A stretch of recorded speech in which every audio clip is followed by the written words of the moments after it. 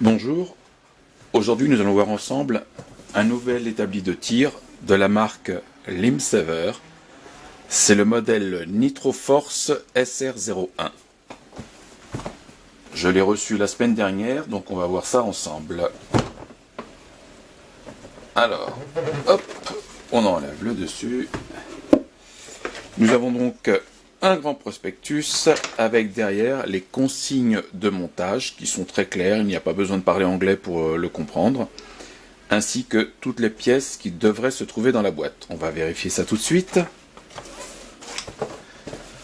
Donc, nous avons différentes pièces.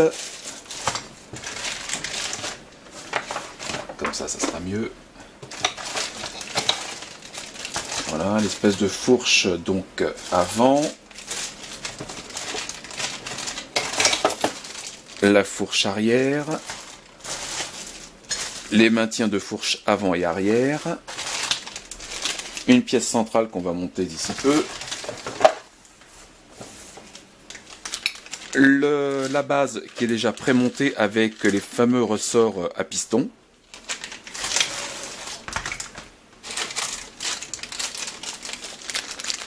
Quatre pads pour mettre sur une base et le niveler si elle n'était pas extrêmement horizontale.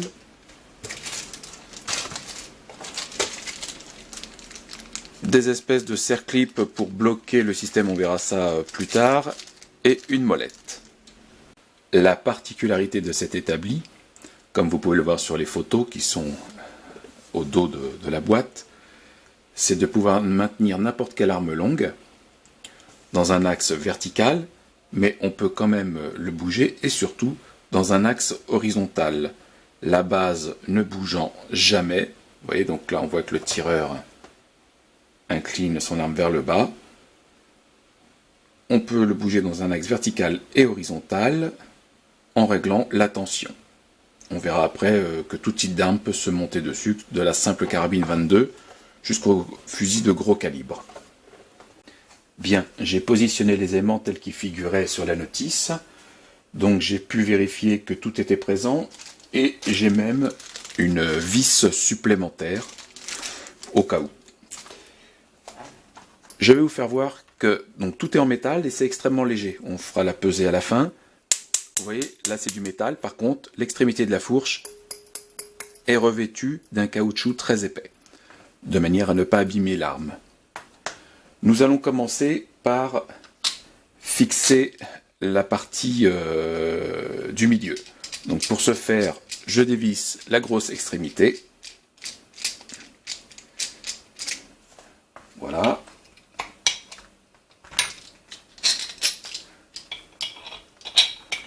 Je mets le boulon par le dessous.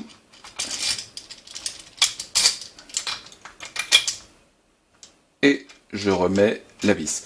À l'intérieur se trouve un roulement à billes. Si jamais il dépasse, vous l'enfoncez de manière à ce qu'il soit à l'intérieur du capuchon en caoutchouc. Voilà, il n'y a pas besoin de serrer très fort. Plus vous allez serrer fort, moins vous aurez de débattement. Donc là, vous voyez que j'ai un débattement droite-gauche et un débattement haut-bas. Le fabricant préconise de mettre les pieds en caoutchouc à la fin. Mais moi, je préfère les mettre au début. Donc, je fixe mes 4 pieds en caoutchouc en les vissant au maximum. Voilà. De manière à ne pas abîmer mon établi. C'est bon, c'est stable. J'ai préparé mes deux fourches. La fourche arrière, la plus petite, avec la plus courte, et la fourche avant, la plus haute, avec la plus large. Mais d'abord, je vais attacher mes pistons. Pour ce faire, donc, je vais dire que l'avant, comment dire, de mon établi sera sur la gauche, l'arrière sera sur la droite. Donc, généralement, il y a plus de poids vers l'avant d'une arme longue. C'est pour ça que je vais accrocher mon piston sur la partie la plus haute, celle qui va créer le plus de tension. C'est juste une histoire de bras de levier. Voilà, je viens de clipser le piston. Maintenant, je vais comprimer dans l'autre sens et le clipser sur la partie la plus basse. Pour ce faire, je vais comprimer légèrement mon piston. Voilà, c'est fait. Donc vous voyez que le piston a plutôt tendance à partir dans ce sens-ci, vers l'arrière. Mais ça sera pour contrecarrer le poids de l'arme d'épaule. Je vais maintenant faire un essai avec une arme qui est vide, pas de cartouche dans le magasin et la culasse est à l'arrière. C'est un Lie-Enfield numéro 4 qui fait quand même son poids. Vous voyez que j'installe l'arrière de la crosse sur la fourche la plus basse. Vous voyez, hop, voilà, c'est équilibré. Le maximum de poids de l'arme étant vers l'avant, ce qui fait comprimer le piston dans sa partie la plus dure. Donc, je peux ajuster mon tir en allant à gauche, à droite, en tirant plus haut ou plus bas. Si je veux avoir plus d'amplitude vers le haut, il suffit juste que je ramène ma fourche vers l'avant, comme ceci. Voilà. Et là, vous voyez, maintenant je peux tirer beaucoup plus haut. Vous voyez que mon arme, si je vais vers l'avant, elle reste vers l'avant. Si je mets au milieu, elle reste au milieu. La stabilité est très importante, ça ne bouge pas, ce qui va m'assurer un réglage optimum et un tir des plus précis. Je vais maintenant essayer avec un autre système d'armes.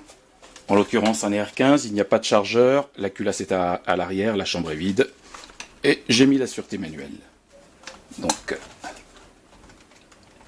j'installe ça comme ceci. Hop, c'est la sangle qui gêne. Voilà. Donc, bien faire en sorte que la crosse repose sur la fourche arrière, pardon, et le garde-main sur l'avant. Voilà. Et comme vous pouvez le voir, donc, que ce soit vers l'arrière ou vers l'avant, l'arme est parfaitement équilibrée. Je peux orienter d'un côté ou de l'autre, et ainsi régler mes appareils de visée et faire un tir très précis. Si j'avais besoin de caler mes pistons, j'utiliserais mes espèces de clips de manière à limiter le débattement du corps du piston, vers l'arrière ou vers l'avant. Concernant son poids, il est plus que raisonnable. Je suis à 0. Voilà. Il ne repose pas sur mon établi. Et maintenant, je vais vous faire voir que ça ne pèse pas très très lourd.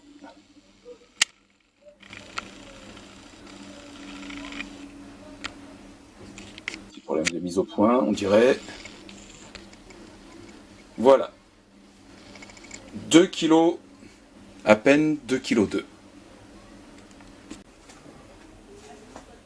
En résumé, cet établi Nitroforce SR01 de chez Limsaver inspire réellement confiance.